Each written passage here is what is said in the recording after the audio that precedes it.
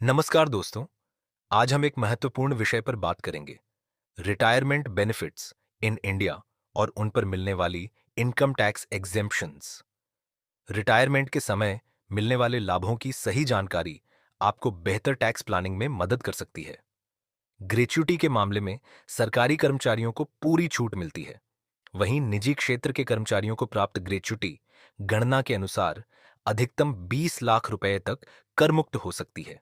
Leave encashment पर सरकारी कर्मचारियों को पूर्ण छूट उपलब्ध है। निजी कर्मचारियों के लिए यह छूट निर्धारित शर्तों के अधीन अधिकतम 25 लाख रुपए तक उपलब्ध हो सकती है। कम्यूटेड पेंशन के मामले में सरकारी कर्मचारियों को पूरी छूट प्राप्त होती है। निजी कर्मचारियों को यदि ग्रेच्युटी प्राप्त हुई है तो कम्यूटेड पेंशन का 1/3 भाग, और यदि ग्रेच्युटी प्राप्त नहीं हुई है तो आधा भाग कर मुक्त हो सकता है। मासिक पेंशन सामान्यतः पूरी तरह कर योग्य होती है। हालांकि वर्तमान में न्यू टैक्स रिजीम में 75,000 रुपए तथा ओल्ड टैक्स रिजीम में 50,000 रुपए तक स्टैंडर्ड डिडक्शन का लाभ उपलब्ध है।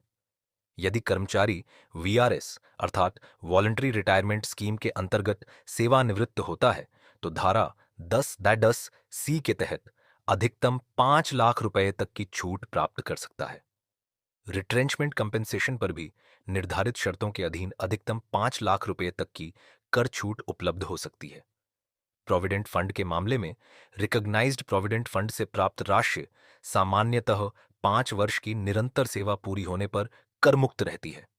लेकिन यदि कर्मचारी का स्वयं का वार्षिक अंशदान 2.50 लाख रुपए से अधिक है तो अतिरिक्त अंशदान पर मिलने वाला ब्याज कर योग्य हो सकता है।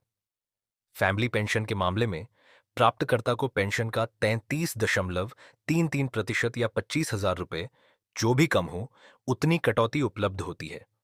इसलिए रिटायरमेंट से पहले gratuity, pension, leave encashment, PF और अन्य लाभों की टैक्स प्लानिंग अवश्य करें ताकि उपलब्ध सभी छूटों का अधिकतम लाभ लिया जा सके।